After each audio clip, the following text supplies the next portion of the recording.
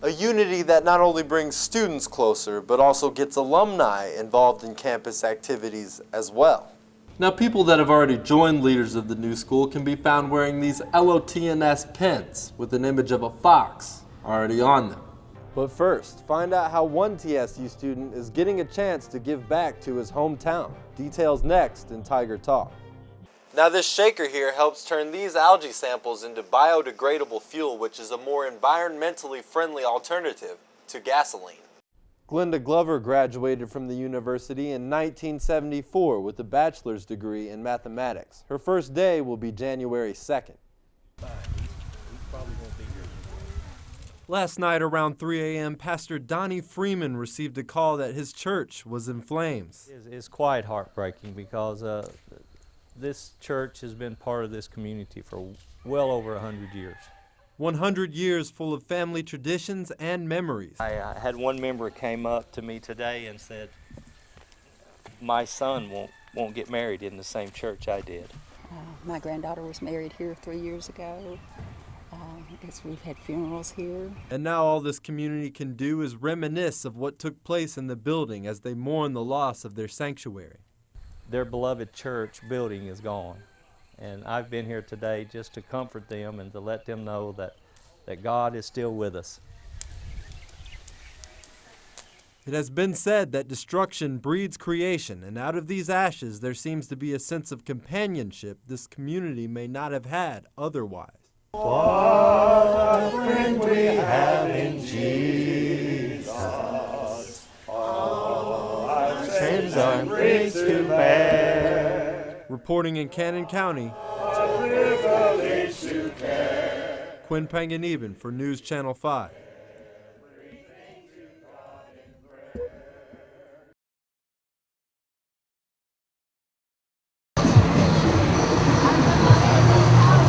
Almost everyone who goes to Tennessee State knows homecoming is a big deal. This homecoming means a lot to me. I am very grateful to be in the 100 homecoming. On game day, vehicles must maneuver around 4 closed-off blocks on Jefferson Street. Yet festivities have gone on all week, from the Battle of the Dorms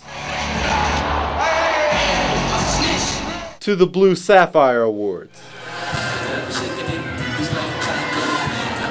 Yet, amongst students, one thing seems to be a general consensus. Turn up!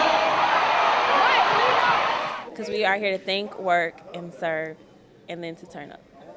Every day. For homecoming, you must turn up. And what exactly does it mean to turn up? Turning up is not like getting drunk and what everyone says it is. It's just having enthusiasm and support for your school. Releasing all your energy into the air to celebrate with your peers safely. So hanging out with friends, nice place, whether it be a party or someone's house. Maybe you guys have a couple of drinks. Yet for alumni, this homecoming may have meant something a little different. I was here when it was at Tennessee A&I State College, and I was here during the time it became a university. So it has had a tremendous change since I was here. Got alumni coming back, then you got all these freshmen in, so it's going to be like a mixture. It's going to be a mixed crowd of young and old coming together to join for one joyous moment, which is TSU Homecoming 100. So whether a person participated to turn up or just see TSU turn 100, this homecoming seemed to bring 100 years of students a little closer. I also want to commend the student body. They are so friendly, so mannerable, and so respectful to the graduates, the alumni. I speak life in this right here. I speak life into Smithson.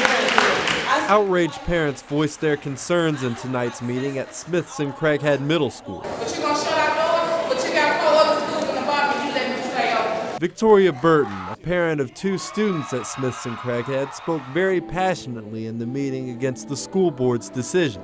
Yeah, our scores are low, but why are our scores low? Because Metro parents are taking their kids from Metro, putting them in the charter school, so Smithson and Craighead is having to play catch up to get these kids to where they need to be.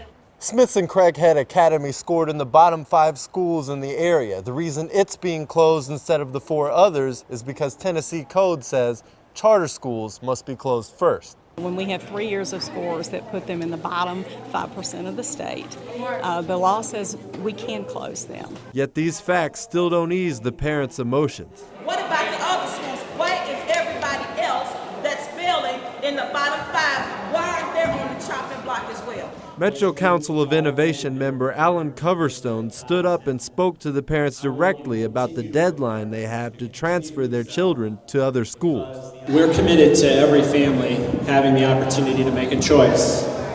If the deadline that's already in place doesn't work, we'll work with you to make sure you have the time you need.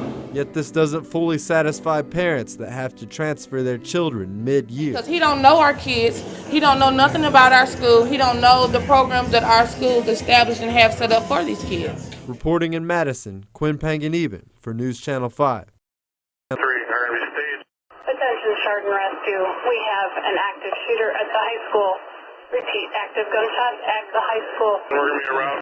School shootings have been happening all over the nation in recent years, so it's hard not to feel some fear when you hear about a student getting shot in his own dormitory. Hearing about this shooting happening in the comfort of somebody's dorm room kind of got me scared because that's like his home away from home.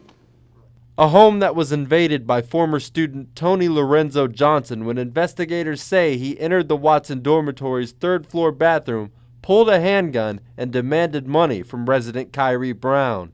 He then made Brown walk down the hall, enter his room. There he was shot in the leg during an altercation. That was his room. That's where he laid his head. Like, he came into his space, not like he was just walking on a campus. Now, typically you need a fob like this to enter any dormitory on TSU's campus, so investigators believe the suspect walked in behind another student.